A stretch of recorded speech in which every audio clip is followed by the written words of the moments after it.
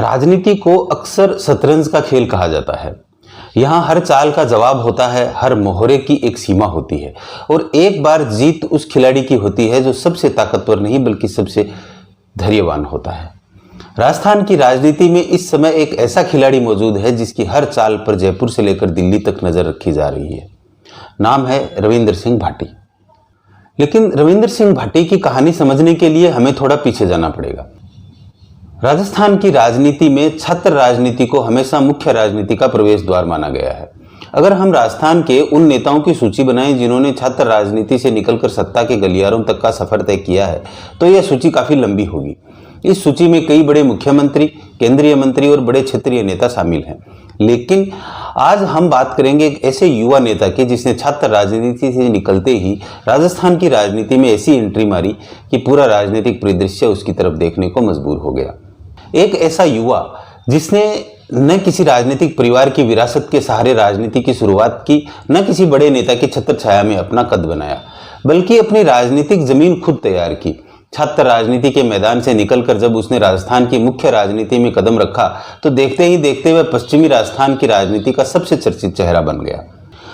राजस्थान की राजनीति के दो बड़े ध्रुव भाजपा और कांग्रेस जहां दशकों से राजनीति की धुरी रहे हैं, वहीं इस युवा नेता ने दोनों से समान दूरी बनाकर तीसरा रास्ता चुना और शायद यही उसकी सबसे बड़ी राजनीतिक ताकत भी बना।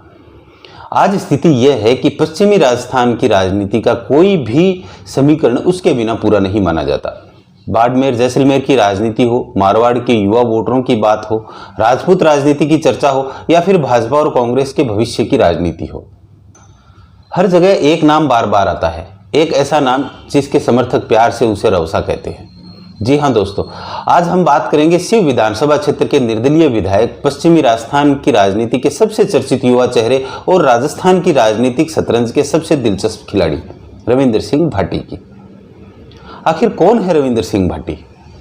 कैसे छात्र राजनीति से निकलकर ये राजस्थान की राजनीति में बड़ा चेहरा बन गए? क्या उनका भविष्य भाजपा में है? क्या वे किसी दिन हनुमान बेनीवाल की आरएलपी के साथ दिखाई दे सकते हैं या फिर ये अपनी स्वतंत्र राजनीति को ही आगे बढ़ाएंगे? और सबसे बड़ा सवाल, क्या रविंद्र सिंह भाटी राजस्थान की राजनीति के अगले बड़े वजीर बनने जा रहे हैं या फिर स्वतंत्र राजनीति का यह प्रयोग एक समय के बाद अपनी सीमाओं से टकराने वाला है? आइए राजस्थान की राजनीति की इस दिलचस्प शतरंज का विस्तार से समझते हैं। राजनीति की शतरंज में हर खिलाड़ी राजा बनकर पैदा नहीं होता। अधिकांश खिलाड़ी प्यादे की तरह शुरुआत करते हैं। रविंद्र सिंह भाटी की कहानी भी कुछ ऐसी ही है। छात्र राजनीति से निकलकर उन्होंने अपनी पहचान बनाई। फिर आया 2023 का विधानसभा चुनाव। भाजपा ने टिकट नहीं दिया। राजनीति के सामान्य नियम कहते थे कि कहानी यहीं खत्म हो जानी चाहिए, लेकिन यहीं से खेल शुरू हुआ। भाटी ने बगावत कर दी, निर्दलीय मैदान में उतर गए और शिव विधानसभा जीत गए। यही जीत सिर्फ एक सीट की जीत नहीं थी, यह भाजपा और कांग्रेस दोनों को दिया गया संदेश था। संदेश यह कि राजस्थान में एक ऐसा खिलाड़ी पैदा हो चुका है जो बिना पार्टी के भी मुकाबला कर सकता है। शिव विधानसभा रविंद्र सिंह भाटी का किला है और राजनीति में किले केवल वोटों से नहीं बनते, विश्वास से बनते हैं। आज शिव क्षेत्र में भाटी को केवल विधायक नहीं माना जाता, कई लोग उन्हें अपने क्षेत्र की आवाज मानते हैं। उनकी सबसे बड़ी ताकत क्या है? व्यक्तिगत संपर्क, ग्रामीण इलाकों में पहुंच, युवाओं से संवाद और सबसे बड़ी बात, लोगों को लगता है कि यह नेता दिल्ली या जयपुर के आदेशों से नहीं चलता। अब यह अपने क्षेत्र की राजनीति करता है। राजनीति की शतरंज में इसे कहते हैं अपना स्वतंत्र बोर्ड बनाना। 2024 का चुनाव रविंद्र सिंह भाटी के लिए असली परीक्षा था, क्योंकि विधानसभा और लोकसभा में बहुत अंतर होता है। विधानसभा में व्यक्ति चलता है, लोकसभा में संगठन चलता है। लेकिन फिर भी भाटी ने लाखों वोट हासिल किए। यहीं से दिल्ली ने नोटिस करना शुरू किया। भाजपा ने महसूस किया कि यह कोई सामान्य निर्दलीय नेता नहीं है। कांग्रेस ने महसूस किया कि यह सिर्फ भाजपा का बागी नहीं है और राजस्थान ने महसूस किया कि पश्चिमी राजस्थान में एक नई शक्ति उभर रही है। अब जरा इस खेल के सबसे महत्वपूर्ण मोहरे को समझिए, युवा। आज राजस्थान का बड़ा युवा वर्ग भाटी को केवल नेता नहीं मानता, वह उन्हें एक प्रतीक के रूप में देखता है, एक ऐसे व्यक्ति के रूप में जिसने सिस्टम को चुनौती दी। यही वजह है कि सोशल मीडिया पर उनकी पकड़ मजबूत है और राजनीति की आधुनिक शतरंज में सोशल मीडिया कई बार हाथी और वजीर दोनों का काम करता है। अब यहाँ से खेल बदलता है, क्योंकि राजनीति में लोकप्रियता और शक्ति अलग अलग चीजें होती हैं। मान लीजिए 2028 में फिर विधायक बन गए, 2029 में फिर अच्छा प्रदर्शन कर दिया, फिर क्या ये मुख्यमंत्री बन सकते हैं? क्या ये सरकार चला सकते हैं? क्या वे पूरे राजस्थान को प्रभावित कर सकते हैं? यहीं पर निर्दलीय राजनीति की सीमा शुरू होती है। भारत की राजनीति में लंबे समय तक अकेले लड़ना आसान नहीं है। लोकप्रिय नेता होना अलग बात है, सत्ता में हिस्सेदारी होना अलग बात है। राजनीति में 3 चीजें जरूरी होती हैं: जनाधार, संगठन और संसाधन। भाटी के पास जनाधार है, मगर संगठन और संसाधन की कमी है। अब जरा भाजपा की तरफ से सोचिए। भाजपा के पास संगठन है, सरकार है, संसाधन है, लेकिन पश्चिमी राजस्थान में ऐसा युवा चेहरा नहीं है जो रविंद्र सिंह भाटी जितना आकर्षण पैदा करता हो। अगर भाजपा इन्हें अपने साथ लाती है तो उसे क्या मिलेगा? एक तैयार जनाधार, एक लोकप्रिय युवा चेहरा, राजपूत समाज में अतिरिक्त मजबूती और पश्चिमी राजस्थान में नई ऊर्जा। लेकिन यहाँ एक सवाल उठता है कि क्या भाजपा में जाने से रविंद्र सिंह भाटी को नुकसान होगा? बिल्कुल होगा। और यही इस खेल की सबसे दिलचस्प बात है। आज लोग कहते हैं भाटी किसी पार्टी के नहीं है, कल कहेंगे भाटी भाजपा के नेता हैं, यानी स्वतंत्र ब्रांड कमजोर होगी। कुछ समर्थक दूर जाएंगे, कुछ लोग उन्हें व्यवस्था का हिस्सा मानने लगेंगे, लेकिन इसके बदले उन्हें भाजपा का पूरा संगठन मिलेगा। यानी शतरंज में एक घोड़े की कुर्बानी देकर वजीर हासिल करने जैसी स्थिति है। लेकिन इसी शतरंज पर एक छोटा सा सवाल और खड़ा होता है। भाटी अगर भाजपा ज्वाइन करते हैं तो क्या पश्चिमी राजस्थान में बड़े राजपूत नेता परेशान होंगे? अगर भाटी भाजपा में आते हैं तो सबसे ज्यादा बेचैनी यही पैदा होगी। क्यों? क्योंकि राजनीति में सबसे बड़ा डर विपक्ष नहीं होता, अपनी ही पार्टी में उभरता हुआ नया चेहरा होता है। आज पश्चिमी राजस्थान में कई स्थापित राजपूत नेता हैं, लेकिन युवा कार्यकर्ताओं का आकर्षण तेजी से भाटी की तरफ जा सकता है। यानी भाजपा के शतरंज में नया वजीर प्रवेश कर सकता है। अब आपके मन में एक सवाल उठ सकता है कि पश्चिमी राजस्थान की जाट राजनीति पर इसका क्या असर पड़ेगा अगर रविंद्र भाटी भाजपा में ज्वाइन करते हैं तो? यह भी महत्वपूर्ण सवाल है। कुछ लोग कहते हैं कि भाटी के भाजपा में जाने से जाट वोट के कांग्रेस की तरफ चला जाएगा, लेकिन राजनीति इतनी सीधी नहीं होती। आज का जाट वोट पूरी तरह जातीय आधार पर नहीं चलता। मोदी फैक्टर, स्थानीय उम्मीदवार, संगठन, ये सब भी महत्वपूर्ण है, इसलिए सीमित असर संभव है, मगर बड़ा ध्रुवीकरण निश्चित रूप से नहीं होगा। अब एक शतरंज की दूसरी चाल, आरएलपी।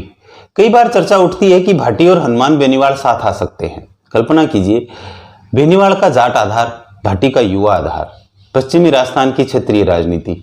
यह समीकरण भाजपा और कांग्रेस दोनों को परेशान कर सकता है। लेकिन सवाल यह है कि केवल नेताओं के साथ आने से वोट बैंक भी साथ आ जाता है क्या? यहीं से राजनीति की असली शतरंज शुरू होती है।